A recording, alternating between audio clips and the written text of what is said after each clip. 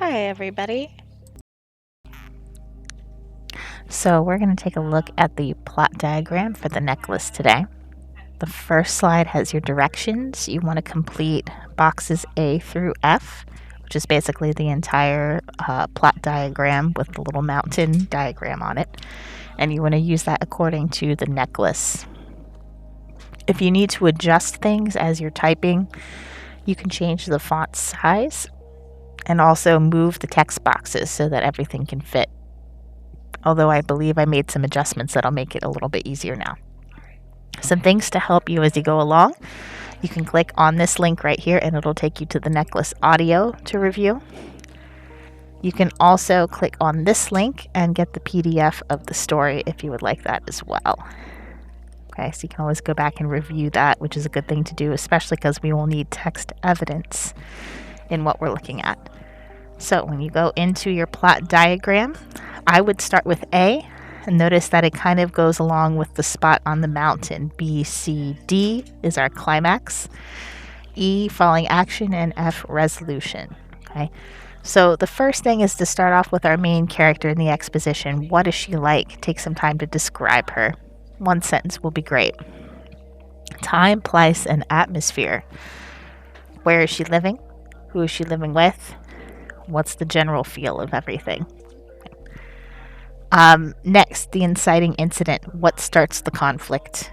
Right? Where do we see her personality kind of go along with what events are happening around her and creating that conflict that we're going to see?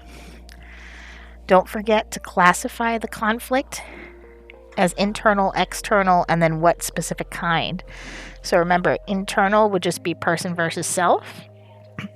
If you describe an external conflict, make sure you put something like person versus person or person versus society, etc. You can put more than one conflict if you feel like there's two going on. Next is the rising action. Take some time to go ahead and describe what's going on before the climax. So what's building up to everything. And then take some time to find a quote to support what's going on within the text. You should be able to copy and paste right into the box. The climax is going to be the most intense part of the story, right? Think about maybe the time when she actually loses the necklace, that sort of thing. Then we go to the falling action. 1 to 2 sentences here. Don't forget to add a quote from that part of the story to embellish and help us explain what's going on. The resolution should be at the end of the story. So look at your last page or so. Talk about how the conflict wraps up, maybe the internal and external conflicts.